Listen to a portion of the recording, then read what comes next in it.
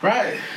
So, welcome to the pod. It's been a while since we released an episode, but we thought something big enough happened in the world where we were like, I would want to talk about this with my cousin. So, yeah, we talk about politics a lot. A lot. Taku, welcome. Thank you. So, Tino talk team. if I just get into it, mate, when you woke up this morning, what were your first thoughts about the results? I'll be honest, I thought it was gonna be another week before. Let me take this hat off first because it could come back to old. I just thought like it was gonna be much longer until we got the results. To be fair, I was quite surprised that it went the way it went. I don't think anyone expected. I mean, the final results aren't in, but the fact that, It's pretty much certified that he's won, isn't it? Yeah. There's no one sort of saying it's rigged or. I mean, there probably are people, but I think everyone's just sort of been like, this is what it is now, and now we can deal with whatever new reality. Because leading up to it, I think there was a lot of hope about, okay, can Kamala win? Can she do it? But and I think another thing that made it seem close was that the polls, polls that they released, saying it was neck and neck. Yeah. Few so even states. because I'm sure you would know, I was telling you he's gonna win from time, but then towards the end, even I was like, oh jeez, she's probably gonna take it. But do you think because I remember when the assassination attempt happened, and you were like, he's won it. Like, solidifies one day. Initially, I thought that, and then, but people have a very short attention span. Yeah. So even like leading up to it wasn't even a factor at all. What I would say is that because he was almost assassinated in Pennsylvania, which is the most important swing state, maybe that could have played into it. Because perhaps the people of Pennsylvania were like, okay, not in our backyard. Yeah, sort of, okay, yeah. A bit more patriotic when it's happening in wins. Yeah. I just remember seeing your text in the morning, and I was like, Trump won. I was like, he won. And then I looked at the news, and he won. And I was like, okay. My initial thoughts were sort of like, oh, well, America, one, was not ready for a black female president. And I don't know whether... I do think what hurt the Democrats was the whole Joe Biden thing, changing the hymn halfway through. Even though I was calling for it, I think they should have done it. I'm glad they did it. But you had 4 years in between when he was elected to going to the polls again, where you could have chosen a different candidate. And I think they probably could have won it if you had a fresher face. They could have won it. I think it's damned if you do, damned if you don't. Yeah. Because the thing was, at the time in 2020, Joe Biden was the only guy who could defeat Trump. So they needed Joe Biden. But then, even then, it was clear that he was struggling to keep up mentally. And they did a good job of hiding that. So I think one of the reasons they lost is because many Americans could have been resentful that, because not everyone is up to date with social media and whatnot. Yeah. And for many people, that debate was the first time that they saw how bad Joe Biden's mental capacity was. Yeah, true. That's very true. It could be that there was a backlash from that too. I think Kamala fought a good fight, considering that she came in slightly late into the race, number one. As you said, she's a black female. I don't think it's a major factor, but it is a factor. Many people will convince themselves it's not a factor, but in the back of voters' minds, especially the white voters. Even the black male voters, like, they might be like, can she really do it? I do think, I think it's more of a male thing. I do think there would have been black males and white males that would have been like, of course you can do it, but I don't think they I think there would be some of our community and the Hispanic, Latino men, like Latino all vote, of them the Latino vote would have thought the same. There would have been some thoughts of it. So, and I think there's more to it, you know. I think Kamala also, she represents Joe Biden. Like, even though she doesn't want to, like, the association of, oh, you are his VP, and now they've got rid of him, and now we're stuck with you because you're just the vice president. We're not stuck with you because we like you or because we think your policies are great. You're just there. Do you think Joe Biden sabotaged Kamala? It's a conspiracy theory because, you know, he never showed up for any... He just endorsed her and said congrats. True. And that was pretty much it. Like, he never really... Didn't really do any campaigning for her. But then I guess, is that even more of an indictment against the Democrats? Because it's like, he can't do it because he's too old. Like, he can't go to... which I think he could have gone to 1 or 2 rallies. I think he was still upset. Part of him was definitely still upset that he was pushed out. Which is ridiculous because, dude, come on. But I do think part of him was because apparently last night he went to bed at like 9:30. Really? Yeah. He didn't even stay up to watch. Yo! I mean, he's old, so he needs to sleep. Yeah, but also at the same time, it's the one night where you can stay up a little longer. So yeah, I think that too, because I think for me it seemed like Obama was the one doing Obama and Michelle, you know, they were both out. A lot of people were saying Michelle should have gone on the ticket. I think Michelle would have been... Should have outshone Kamala, I think. She would have. I think, and even just in terms of articulating and speaking publicly and, you know, making sure her policies are clear, because that was another problem with Kamala. So for me, the black woman aspect it's there, but it's far down the list. I think so. Of course, Michelle would probably have lost as well. There's memes that Trump only defeats women like this. He did that with Hillary and now with Kamala. Oh my gosh. He's like the bogeyman for female presidents. That's jokes. But yeah, what do you think about Trump getting a lot of minority votes, like the Latinos, the Arabs, the blacks? You know what? Like, I remember I saw this dude, I think Femi, on Instagram, and he's a British guy that just comments on politics and what happens in the news. And he was saying that Kamala didn't get a lot of the black vote. Like, I think Kamala got a lot of. Oh yeah, she got a lot of the black vote, but there's not as many as previous candidates. Like swing state Wisconsin, for example. Joe Biden. I mean, Trump got 10% of the black vote in Wisconsin last election, but apparently this time he got about 20%. Wow. Which for those in the swing states, it really matters. It does matter, yeah. So I think in terms of I don't know about the women. I can't account for the women, to be honest with you. I don't know. But like, I think for the men, the idea of Trump, he's a businessman. He's like masculinity sort of personified in the American dream sort of way.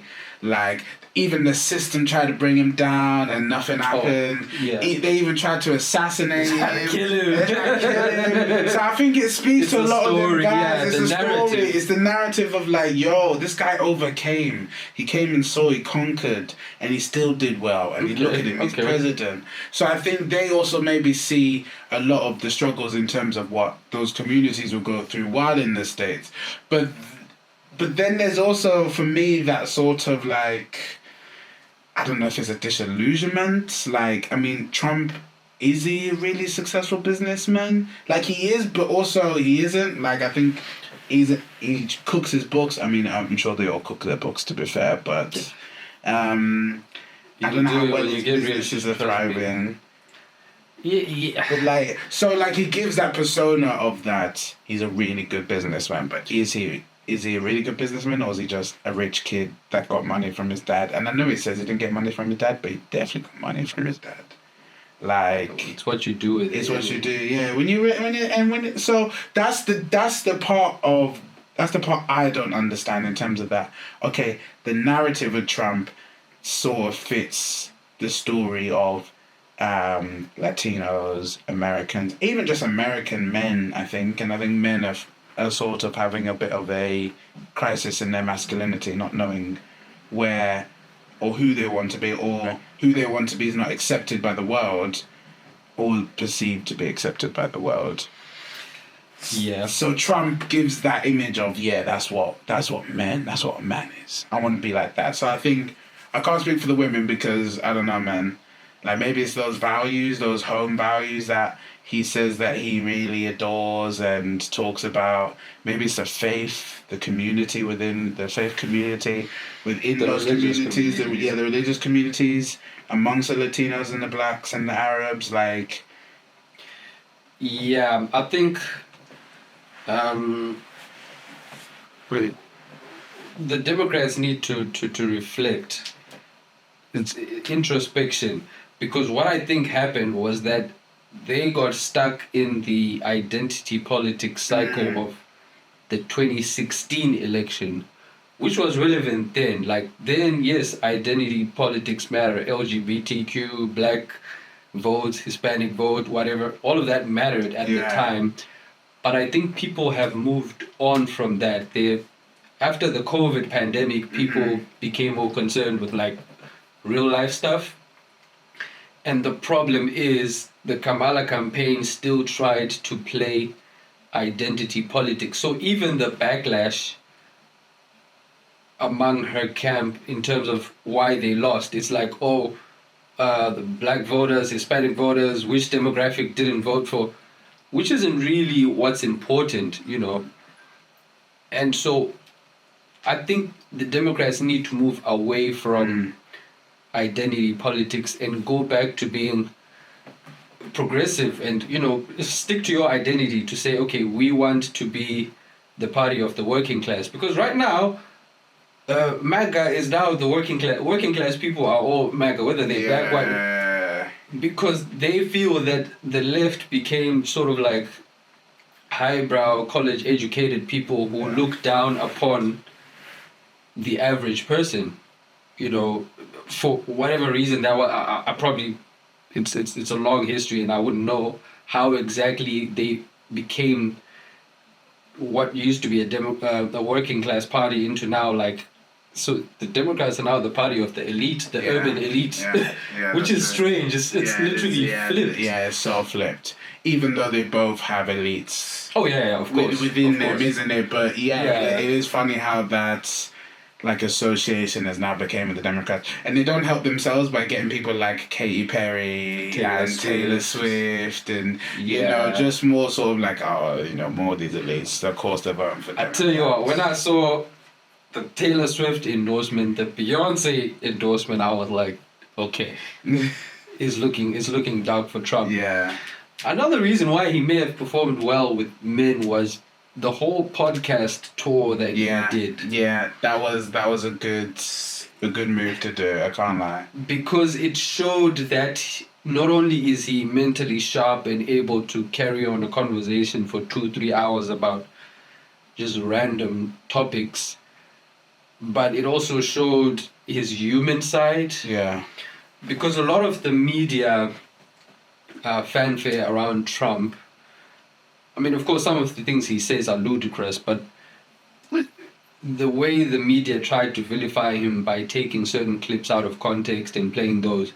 So at the end of the day, people are not stupid, especially now with social media. Yeah. They will see through it because they know if he says something wrong, I think people will acknowledge and say, okay, that was out of pocket.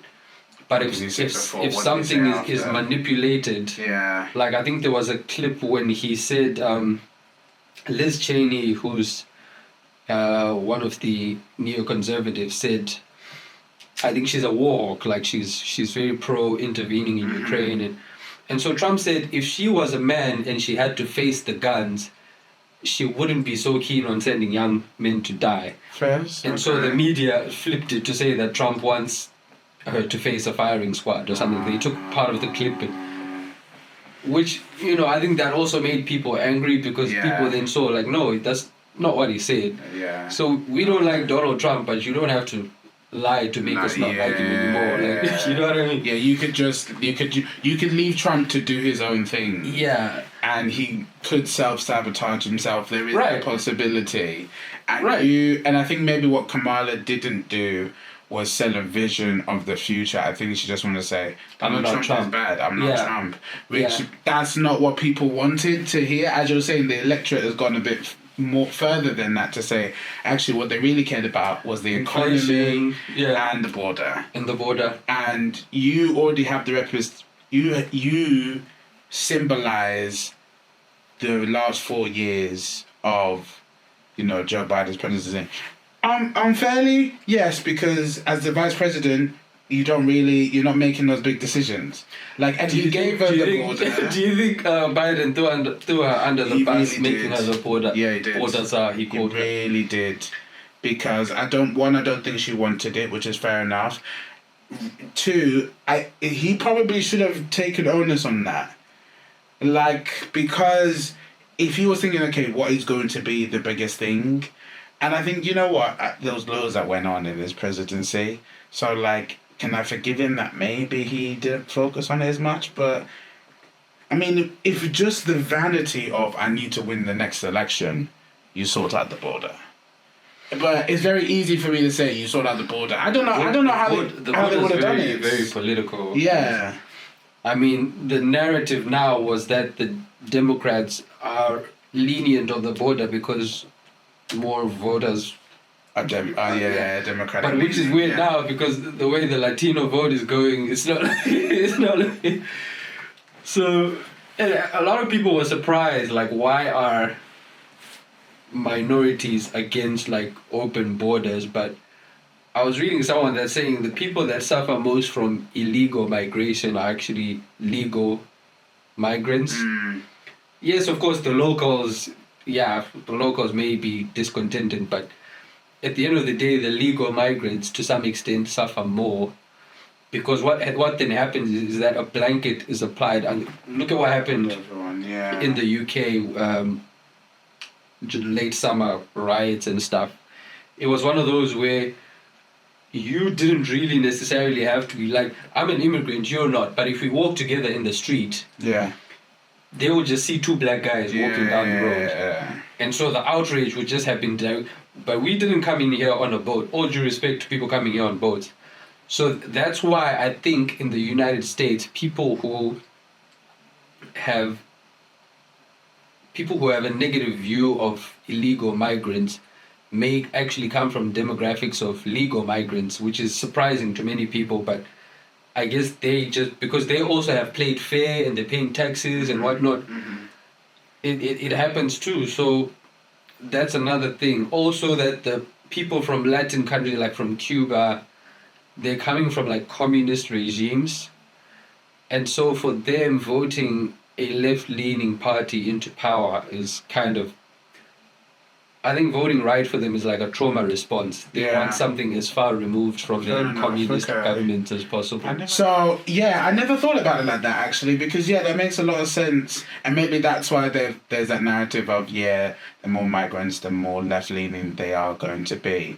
But like, I think you find, I don't know, well, I guess a trend is now being a bit sort of bucked because you usually would think younger voters just vote Democratic because they're more liberal. Trump, bro. But like, exactly. Like, it's not that. Boys. And we're even seeing the split between women voting for like Kamala and men sort of going and voting for Trump. There's a gender split there as well. Split. Like, it's crazy. So it's I don't even know what the next few years sort of looks like. Like, okay, we'll get onto that, but just sort of finishing here, like, the voting patterns are crazy. And with that, immigration, who knows how that's going to happen. But I don't know, what do you think we can expect from the next 4 years? Like, what Trump are we actually getting?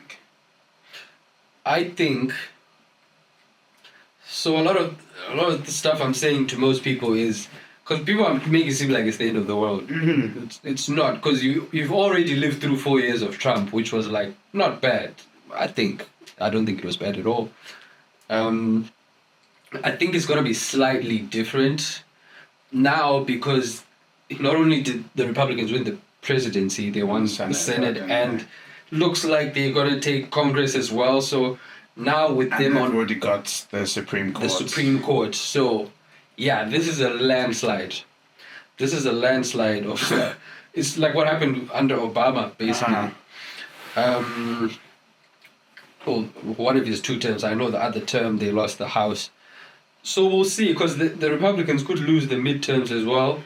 And then so it depends in 2 years' time. Yeah. Maybe the balance equals out.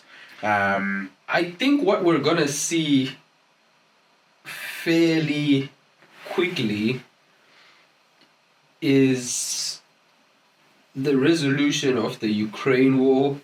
Okay, you think he's gonna do it? Or I don't think he's gonna do it in 24 hours. Like no, because that means he should be doing it now. That means technically, yeah. Well, it starts in January, but yeah. But I don't think he can do it in 24 hours. I think because what's been keeping Ukraine in the fight is all the aid that they've been getting. Yeah. Shout out to Zelensky though. If I could negotiate like that guy, Oh that yeah, guy's honestly, getting like he's finessed 10 billion a month. Yeah.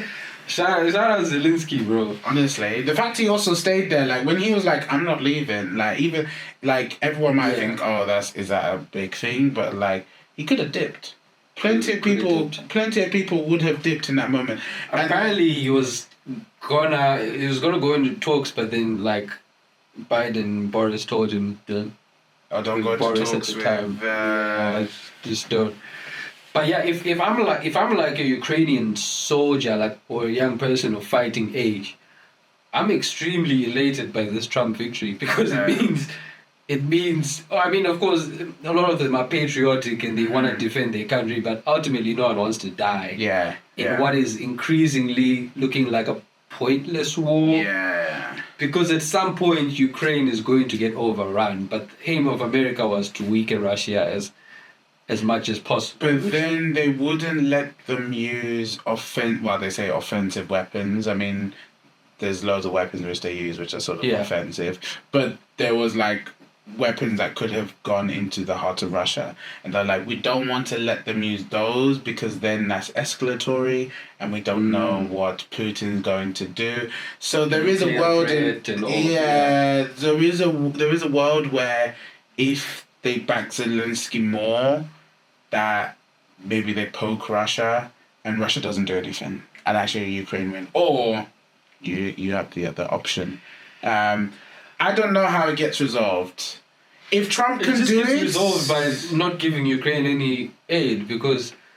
Well, the aid is mostly... To be fair, it's not mostly money, it's in weapons. Yeah. But yeah, if those weapons run out, then what are they going to do? But then does Russia then win? Are you allowing Russia to win? Russia won't win, but... So there's no winner. I don't think there's a winner in war, personally. But I think what happens is... Russia is, whatever negotiated peace settlement occurs, it's more in favor of Russia, I think. And that's just sort of how it has to end up. Do you think that's just that's what's going to happen, I think, because NATO also has to count the costs, because they were sort of prodding. Them trying to get Ukraine in NATO was a bit of a stretch, so it's unfortunate that Ukraine got invaded. Russia broke sovereign law and whatnot, invading Ukraine. But like, even the United States has the I forgot what they call it, where they don't allow any country to interfere in the Western Hemisphere. Like this is our territory, so nobody sets foot here. And so I think because Ukraine was really part of the Soviet sphere, I think once Ukraine started leaning towards the EU and NATO, Russia was like, enough is enough, which is unfortunate. Okay, let's just just pause for a second. Yeah. We're going to come back to sort of what I sort of expect from the next 4 years. Yeah. Because I think it will be interesting. So, welcome back. Good to see you guys. Yeah, no ad break. What are we going to put on the ad break? I have no idea, man. Any fun? Skillshare, so Brilliant needs to sponsor us, bro. Anyway, yeah. Mega movement. So, you know what? Like, I really want to be hopeful. And I think I did want to discuss maybe what our hopes are for it. I was speaking to my friend John is here. And I've been speaking to him all day about it. And I've been like, listen, even though we've got the thought of Project 2025 and is Trump going to dismantle the American justice system? Is he going to dismantle... Is he going to make it easier for him to go after his enemies, as he's been saying? Like, are we going to see all those worst characteristics of him and J.D. Vance? Partially, I think there is a world in which that happens. Like, I'm not a fan of being a climate denier. I think that's probably one of the most important issues that we face.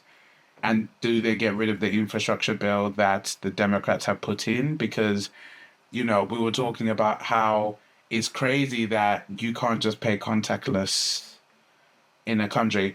Like, obviously, like, America's huge, and you need to sort of build those networks. They don't have contactless. They don't have contactless. And say if I want... What do you mean? So if I got Apple Pay, I can't... Apple Pay, no, you just can't. Unless, like, maybe in California, you can. No way. But there's places in America that don't have contactless. And also, we can't... You know how I can just send you money? Yeah. For a bank account. Like, I can send to your bank account and you've got it instantly. In America, you can't do that. You either have to go through an app, or when you transfer money, it has to physically go into a bank and stay there for a few days before you then get the money. No way. What about Cash App and... I think Cash App is the version of it, but then, like, it's like, I don't know, maybe not everyone has. I mean, everyone probably has Cash App now. But, like, just the simplicity of being... Americans in the chat, in the comments, just if we have any Americans, please clarify. That's crazy. So I think I remember being in Indiana, I think it was, and I think in Florida as well, and I couldn't use contactless, and I was like, what the hell is this? I mean, what? Like, so they need that infrastructure. Like, they need that infrastructure, and they need it for climate. I mean, we need it here in the UK as well. Everywhere sort of needs it, but America is one of the biggest, most powerful, influential countries. So what does he do with that? The only thing I can really bet on is that I don't trust the guy. And I think he does things for his own interest. And so there is a thing where, like, I think if his party is saying, you need to do this, you need to do fracking, or you need to do more on abortion, you need to restrict abortion even more. I think it was like, if it doesn't serve me, I don't care. Why do you think that?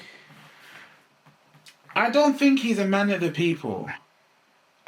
He tells too many lies. He exaggerates truths. I mean, I guess all politicians do that, to be honest with you, don't they? Like, to sort of get ahead. But, like, I feel like it can be sort of quite damaging. Like, even sort of, like, if they didn't win this election, I was worried for the States. Mm-hmm. Because of all the, you know, not climate fraud, because of all the, you know, he was saying there's voter fraud and I'm going to challenge it and they're crooked and that he lost the last election. Like, all of that sort of, like, I think they probably would have been close to a civil war. I mean, like, January 6th was a bit mad. They obviously haven't had one for a while, but I think they needed a decisive win. Because I think close, and I remember listening to podcasts, yes, The Daily, New York Times, Guardian. So I know a lot more left. They are a lot more left leaning. But what I heard from Trump supporters is saying that they would, if he had lost, they wouldn't have believed it. They would have been like, nah, it's just not possible. And he would have peddled that. Let me put my Trump support.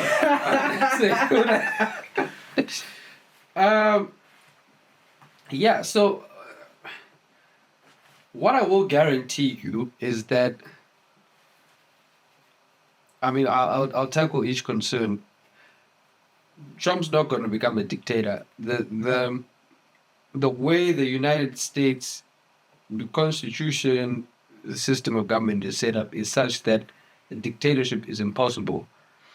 otherwise George Washington himself would have become a king.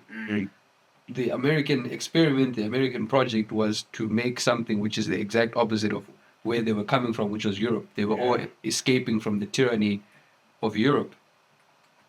And so that is why over the past 300 or so years, you haven't had a dictator in America.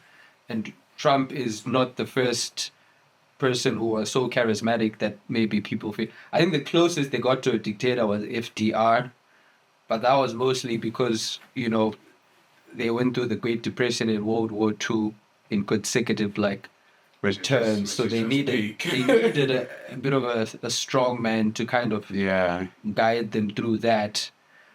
But there is so even one of the concerns was abortion. Trump can't do anything about abortion. Abortion is going to be up to the states. Now I know, of course, the concern was why is it not going to be up to the federal government? But I think because of the way the United States is set up, the people are very concerned about the independence of states and whatnot. So even if Kamala came in, a lot of the things which she said she was going to do, she wasn't going to be able to do it. It was just electioneering. She would still need to break through a lot of barriers, you know. Even simple things like taxing the rich, that would have been extremely difficult. And considering a lot of her donors were actually super wealthy people. If they could have done that, then I'm sure Obama would have done it. But, you know, regarding the climate, I'm sorry, they're going to keep fracking. They're going to keep fracking because the United States has now, over the last, since the Obama government up until now they're the biggest producer of oil in the world. Wow. Which I think is good for everyone, because you don't want a United States without oil going out to look for oil. You know what I mean? That was being held hostage to other people in their demands. That was our concern in the 2000s, United States interfering in the Middle East, not because they're kind or whatever, but they want oil. So I think it solves a lot of problems.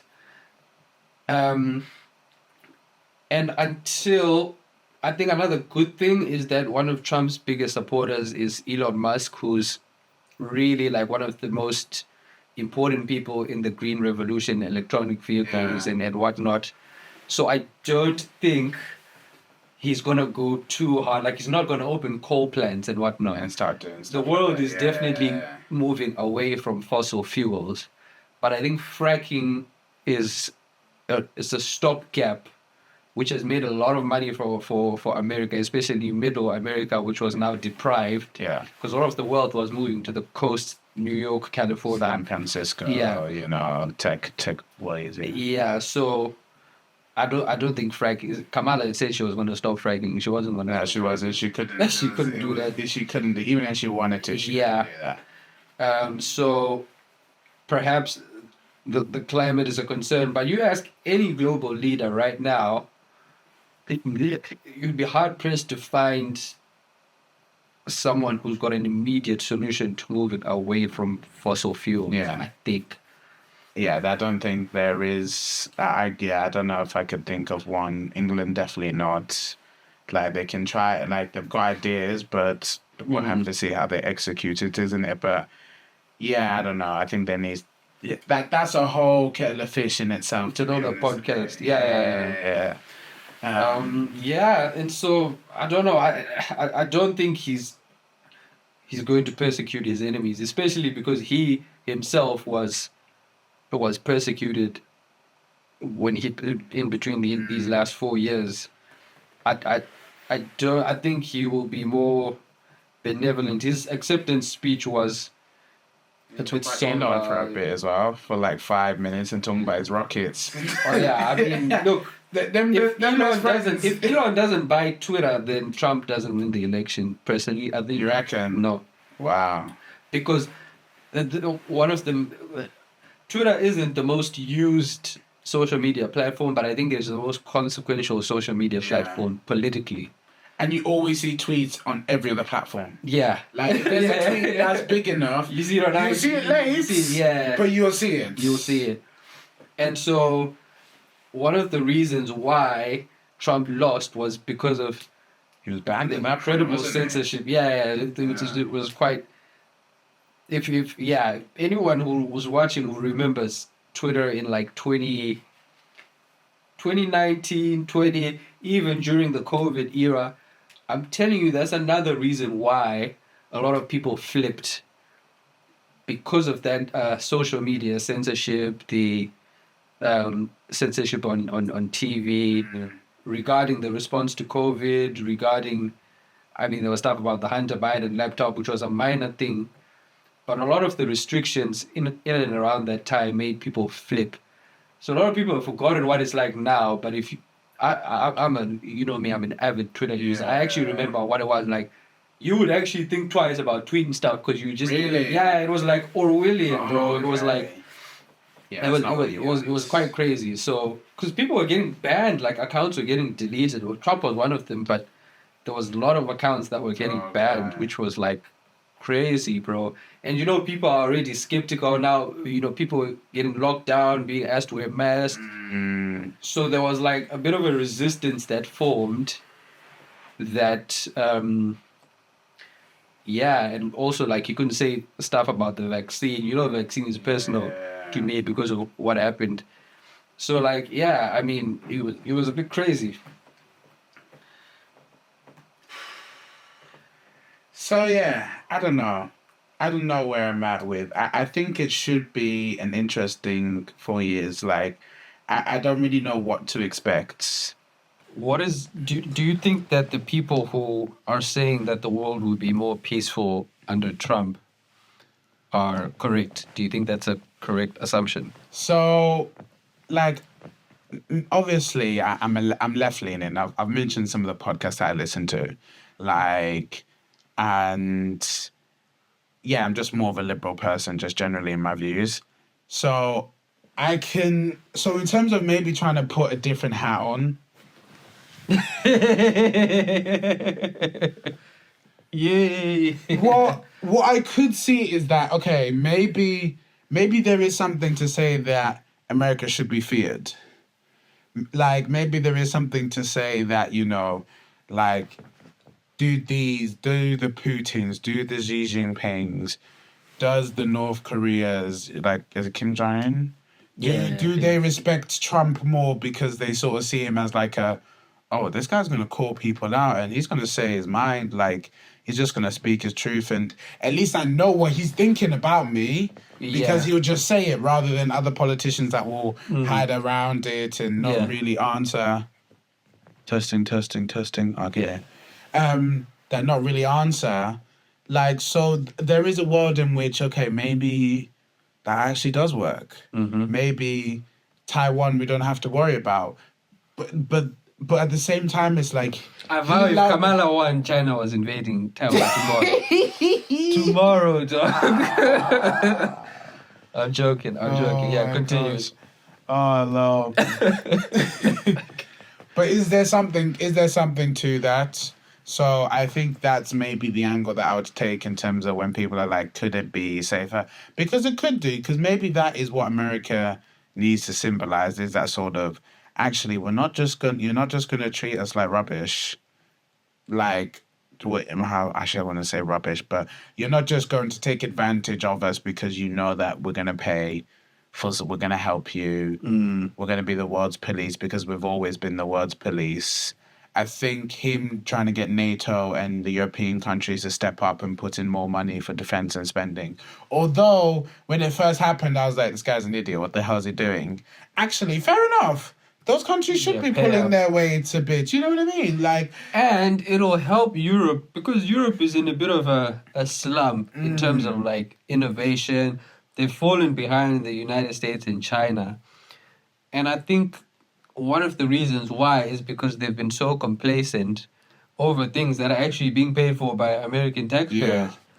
And so if that money and those benefits stop coming in, they're going to have to pull up their socks and actually, I think it's going to force them to pull up their socks, both in terms of defense and just the economy in general, because they're going to need to make more money, innovate more production, That way you can make enough money to defend yourselves.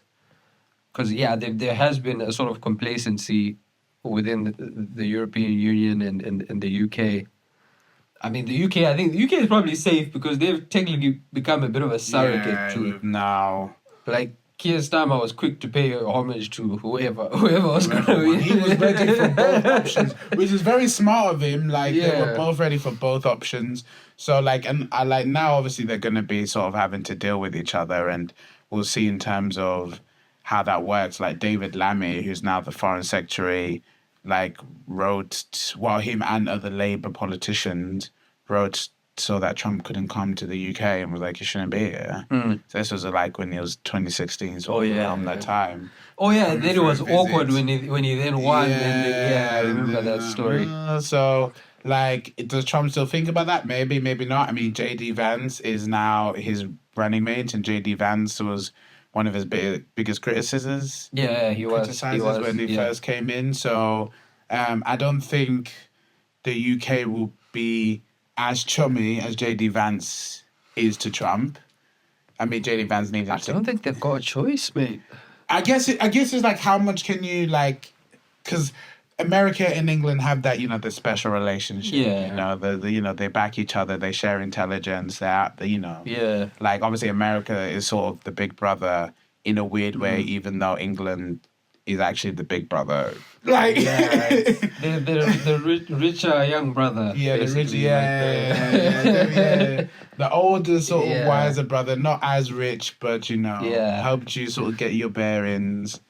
So I do wonder in terms of how that relationship is going to look over the next 4 years. Like, what does Trump have to do that Keir Starmer is like, actually, I can't... Well, I don't think he would ever say, I can't associate with you, but even just to call him out, because calling him out would be huge.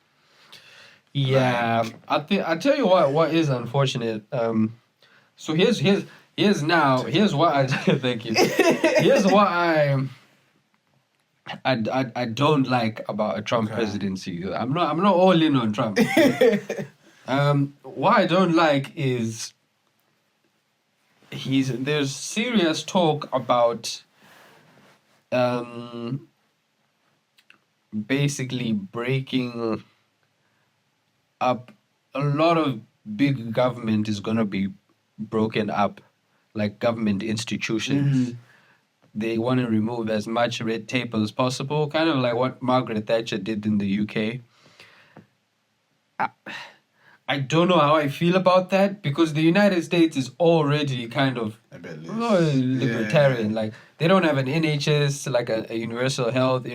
So now you want to you want to go even further, like, free market. I don't know how much of that is actually, how much he's capable of implementing that. I don't know if it's possible. But that was one of the biggest things about his, even cutting like a lot of tax. I think that's another reason why a lot of people voted for him, because, as you know, right-leaning parties are like anti-tax and, I also we were speaking about the UK. I don't like how Nigel Farage... He was chilling, bro. He was chilling, bro. Yo, it was at the party. You know that. He was there. I'm a bit of a weirdo because I think in terms of... I don't like the UK right wing. Mm-hmm. For me, the UK right wing comes off a bit crass and, and I actually don't know. Now it's time for introspection. Like, when did I actually flip? Because I used to be like a Bernie Sanders fan, bro. I used to fuck with Bernie big time. But then, I think maybe that I felt like the left in America just became a bit condescending and a bit, I think that was like one of the things that, and it's actually a bit of a tactic. Like George Bush, when I then went back and read on it, George Bush used that same tactic. Like, he played the fool. He played the fool so that the left, the elite and the media on the left were resentful towards him. But what happened was that his supporters would see that resentment and think, oh, that's what these people think about me.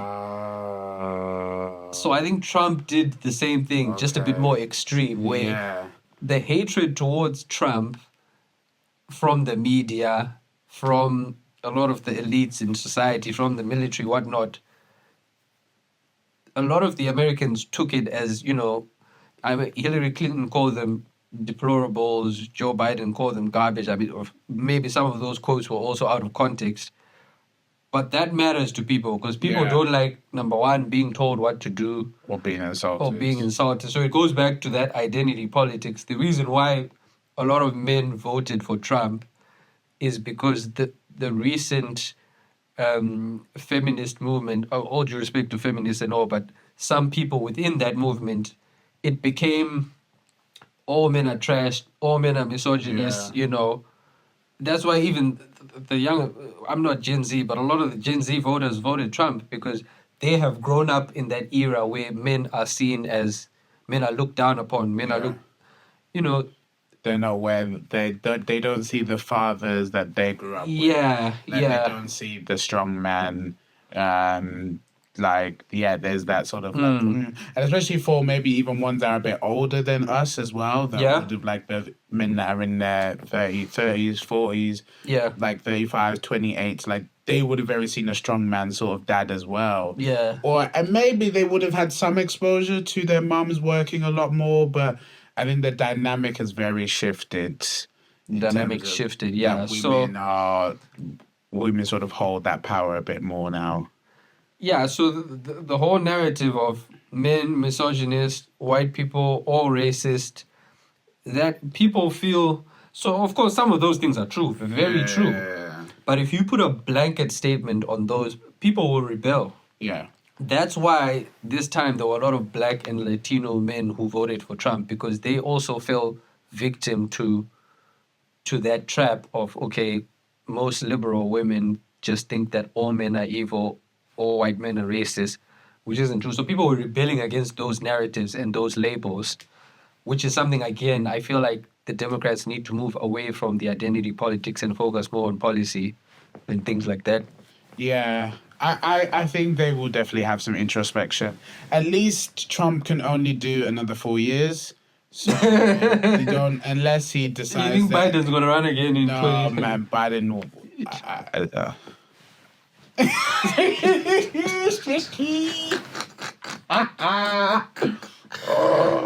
Say none. Say none. That's all that needs to be Say said. none. Oh, it doesn't even need to be said. Say none. I don't even know what. Yeah, Kamala could be president if Biden kicks the bucket just for the next couple of months. She could be if he does. Yeah. And she, what do you think about her not even showing up for her speech? I think it was unfortunate. I understand. I don't think it's as bad as people are making out to be. I think she was just heartbroken and Be honest, I think the polls misled a lot of people. Yeah. Deep down, I would have thought she could have won. Part of her expected to lose. Yeah. Such that she would have been prepared to speak to her people because people came and gathered, to be with her. But yeah, I would be distraught too, because you don't want them to go on camera and you're crying and whatnot. People will make fun of you. I don't know though. I feel like it's a bit sore loser vibes. If Trump did the same, I'm trying to sort of give that balance. If he did the same, I'd be issue. You're a sore loser, mate. But I see in terms of it would be so devastating. Imagine trying to be composed on stage when you've been through this whirlwind and and you thought that, oh my gosh, even though she probably wasn't thinking, oh, I'm going to be the first Black president. I mean, just being president, or first female Black president. First female president. Yeah, and first female Black president. The expectations, and then as you're saying, if the polls are telling you this could be close, you're thinking, oh, and then it wasn't even close. Not from the start, but this joke that Obama used to win the election before the NBA halftime on election day. But it was almost the same for Trump, bro. We didn't even spend the night. Wake up the next morning. Kamala had a bad campaign, and I think Trump's campaign was iconic in that. First of all, I don't think whoever it was, I'm not blaming Democrats, but whoever it was, Trump was not supposed to make it this far. He was supposed to be dead. That's the truth. And I don't think they banked for it to go this far. Yeah. I mean, whatever powers that be, I'm not a conspiracy theorist, but I do think that a lot of people did not bank. Either he was going to have to be arrested or he was going to die. Yeah. I thought he'd be arrested. Yeah. And so when all of that failed, it was now one of those like, oh, what do we do? What do we actually? We have to actually give our policies. And those tactics needed to succeed, because if they didn't, then people would see him as a martyr, as a, someone who's persecuted. Yeah. Do you want to pause it and come back? I think we have about 15 minutes. Oh, okay. Cool. Okay. I think we'll finish this up. We'll finish it up and then. Yeah. So I think.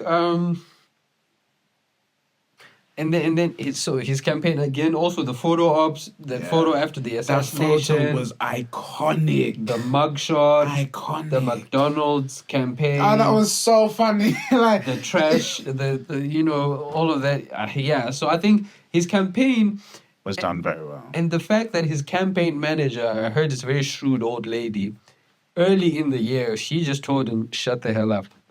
Don't say anything. Because there was a time when he was very quiet. Because I think she foresaw that, okay, if he's running against Biden, all he has to do is keep quiet and let Biden unravel. He only started coming out of his shell when Kamala became the nominee. And he felt like, oh, she's actually going to say something. Like, she's actually going to do... She'll actually campaign, she'll be flying, she'll be doing, like... I think Kamala should have gone on at least 2 or 3... She should have accepted Joe Rogan's interview. Yeah. Because I saw a video of a lot of voters saying, when I watched Trump on Joe Rogan and then Kamala didn't go on Joe Rogan, I know her campaign didn't trust her to go on camera. But they should have. She's a highly educated woman. She wasn't going to make it, bro. You don't think she could have done it? You think they would have cooked her? I think it was wise for... Not that they would have cooked her, but... Like, have you actually watched, like, more than 30 minutes of Kamala Harris talking? No, I'll be honest. But I haven't watched... Why are you supporting her, If you actually watch her, you'll see that, fine, yes, all due respect, she is well educated, but in terms of just like articulation and she would have struggled. Yeah, so maybe that's what you can do when you get free time. Go back and watch her interviews. Yeah. Go back and see how she talks. It would have been a bit of a problem. That's why. So even on the TV interviews that were curated, her campaign staff would still be interfering in those interviews and, telling them. So I guess that's then sort of on part of the Democrats' fault that they didn't have a candidate that... They should have done primaries. Yeah, they should have done primaries. So that's where I would say it's Biden's fault, because Biden thought, I can do it again. No, you can't do it again. No. Someone should do a primary. That you can't do it again. Like, to be fair, my mate John was showing me, he was like, Tim Walz should have run instead. I was like, could you have done it? I think what's that California guy? Not Ron DeSantis, because he's Republican, isn't he? The California guy would have done well. I think he would. So maybe next election is him. Maybe AOC. Do you reckon AOC could like listen? Everyone loves AOC, and she could do the podcast game. She could do if she moves a bit more center. Yeah, but everyone goes to what they want you to hear in terms of when you're going to. Even here in the UK, Keir Starmer went a bit more left leaning when he was trying to get everyone's votes, and then it's sort of gone a bit center. I don't know if you can get away with that because Kamala was actually really she was like that. Yeah, she wasn't she? So yeah, if it does come to campaign mode, I trust AOC to move a bit more center, and she's a bit of like a student of Bernie. Yeah. Somehow my leaning right as still really like Bernie, bro, because Bernie's great. He's packaged and he's a nice old man, and he's like Jeremy Corbyn. Yeah. You don't look at Jeremy Corbyn and think, he's a communist. You just think, he's a nice guy. I'll go for Jeremy Corbyn. You'd be like, so I was the same for Bernie. Like, it was one of those where I didn't think Bernie was like Marxist, bro. I just thought he was someone who was caring about the average person. And so you do know that Bernie was kind of supposed to be the nominee in 2016, but Okay. They kind of rigged it so that Hillary would, because they assumed that people wouldn't vote for Bernie because he was too far left, and that Hillary, because she was female, because she was the wife of a former president, she would be. So go back and read on that. And Bernie actually did a podcast on Lex Friedman when he was airing out his disappointments, because it did seem for a long time that Bernie was I going thought it was going to be Bernie Sanders. Like, it just seemed like he was a guy. Like, yeah, and so do I think he would have beaten Trump in 2016? Maybe. But if Hillary couldn't beat him, then I don't think. He only loses to women, I remember. So, yeah, maybe Bernie would have Maybe beaten Bernie him. could have beaten him. You never know. You never know. But yeah, Trump was just an unknown anomaly at that point, isn't he? So Yeah. we knew who he was, but we didn't know if he had the political chops, and he had the political chops. I think also getting his voters to go for early voting, like he was like, because in the 2020 election, was it 2020 election? He was like, they were like, don't do early voting, it's all rigged. Like That's probably what let him down. Yeah. And so this year he was like, yeah, guys, go and early vote. So then we had this huge spurge of like just Trump. Yeah. So Like, even last night, it was one of those where if you actually counted the mail-in votes and compare them to the last two elections, where the Democrats would usually dominate the mail-in votes, but now they were behind. The math wasn't looking good already. It wasn't. It wasn't looking good. So yeah, I think this is a time for reflection, a time of what went wrong. They shouldn't go and start blaming, the Latinos let us down or the Asians let us down, because you're still continuing in the vein of identity politics. Ditch that. Do primaries, for God's sake. Because another thing, Trump was also battle ready because he went through primaries. The Republican Party said, no, you have to go through primaries. I remember he was going up against Vivek. He didn't do many, though, because I think he was just on lock, wasn't he? He was on lock. Yeah, he was on lock, but I think it just got him in the mood, like, Got him ready, got him battle ready. Yeah. So that... Maybe Kamala could have also chosen.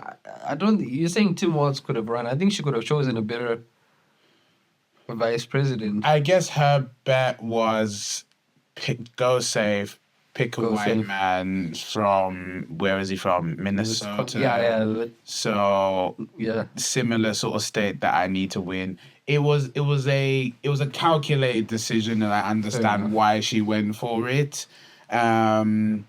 I guess, I don't know, could you have had another female on the ticket?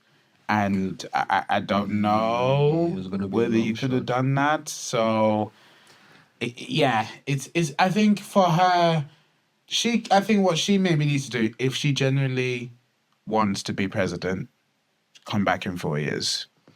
Get your policies. You think she's done? You think she's cooked? She's done, because even in 2020, she couldn't make it past the first round of the primary, And so that was another thing, bro. Like, they just put up a candidate who no one voted for in the primaries. She was Biden's VP. And so for a country that really is concerned about the whole democratic process, it was like, what, is this a coup? Is this what? Yeah. Nobody chose her. So... But even then, I think she did very well. Yeah. I think she did very well. She dealt with the cards that she had been given. Yeah. And I think there was a lot of excitement about her. I think there was a lot of hope around her. But I do think Trump made a good campaign at the end of the day, as much as I don't like it. It was an iconic campaign. Like, he rode through the bullets, but rode through the challenges. Like, I don't know if the second assassination attempt was really one. Probably won't count that. But yeah, it was a threat. Yeah, it was a threat. It was a threat. You know it's a threat because both Biden and Kamala came out, and because they could easily have used those, because they would know if it was fake. They would have known, because Secret Service and they would have come out and said, no, bro, this guy is bluffing. Yeah. And the election would have been over then. So I think, the fact that they came out and said, look, we don't want any violence and whatnot. maybe the question would be around who was trying to order the hits. Trump is trying to release like the Martin Luther King and JFK files, like who killed those guys. So maybe a lot of the people who stand to lose from that, like CIA or whoever, like they're like, bro, we can't have this information out. So we're gonna end this podcast. Yeah. I thought it'd be good just to chat with you. I've enjoyed this, just reveling about the US election. Your viewers should know that we made a bet, but listen, nothing more on that. There's nothing more on that. My bet was Let me stay warm. for Biden and Trump. Let me stay. Biden would have gotten cooked even more, bro. Would have gotten cooked, to be fair. You wear this warm hat. You know what? I made that bet on hope. Never bet on hope. Yeah. Never bet on hope. Bet on realism. What's the most liberal place in the UK? Oxford. I want to walk around Oxford wearing this. Maybe in Oxford. Most liberal. Yeah. London. I mean, I think I can get away with this in London. Oh, easily. Because it's London. If you want to get looks, yeah, go Oxford. Conservative then. Most conservative. One of the conservative places. No. Oxford University campus. Oh, the university they're all campus. Lefties, bro. Oh, yeah, They would lynch me. But then, like, everywhere outside of Oxford. Oh, yeah. Like, Isn't it? Yeah. But yeah, no, they can't. Yeah, no, they can't. Oh, okay. So that's what you mean, like. Yeah, that's what I mean. You want like, to see all the lefties looking. Even at if you, I like, went Warwick wearing this, like, like, bro. I think we should try that one day. Right. Thank you for having me. Yeah. Before we go, what is one sort of hopeful thing you wanna end this podcast on? 'Cause I think we've talked about a lot of dire. Yeah, dire things. My hopeful thing, which I hope doesn't come back to haunt me. I've got a bad feeling about this, but I genuinely feel that the world was kind of heading towards serious conflict because of the way people were kind of just disrespecting Biden and whatnot. Like all the bad guys were coming out of their caves to do some shit. You know what I mean? Iran was moving mad. Russia was moving mad. North Korea has deployed troops to Ukraine and whatnot, bro. So Sure. I'm just, as much as a lot of the American people may be saddened, I hope that we are entering at least another 4 years of peace like we had in 2016 to 2020. Unfortunately, maybe things are already in motion such that it may be too late. But I am hopeful that, those boys in Ukraine, they should go home. The war in Gaza should stop. We need a peaceful solution there. Even the Middle East, just in general. Middle East in general, bro. We're tired. We're tired. And what I am hoping for mostly is screw America. I hope that also the African government and Middle Eastern government can get their act together. The whole reason there's migrant crisis all over the world is because people are escaping. In their country, yeah. Yeah. So Donald Trump, all these guys, these dictators accountable, bro. Yeah. What about you? I think I would say that, like, I don't know if it's like a sort of a backhanded sort of compliment or hopefulness, but that, like, maybe all the crazy shit that we think is going to happen isn't going to happen. And maybe we've got a Trump that is, like, maybe he is just usually all rhetoric and maybe actually is going to do something decent. I don't know. Like, that's I think that's as hopeful as you're going to get me, to be honest with you. He's not Hitler. Don't listen no, it's not Hitler. CNN, No, it's not Hitler. It's not Hitler. But, like, I just think there are things that he could do that... I think it's just the rhetoric that he said that then makes me think, will he actually do that? Can he? He could do, potentially. But, yeah, I just think, listen, it's not as bad as you think it's always going to be. Yeah. Like, it's never We'll as be bad fine. as it's going to be, so... Yeah, get up and go to work tomorrow, guys. You know what would be funny, though? What would be funny is if people look back on podcasts like this 50 years from now and say, let's see what people were thinking before World War III. What was These idiots being optimistic and shit. Optimistic and shit. Right. Wow, that's a great place to end. Have a good night, guys. Thank you. Thank you. Imagine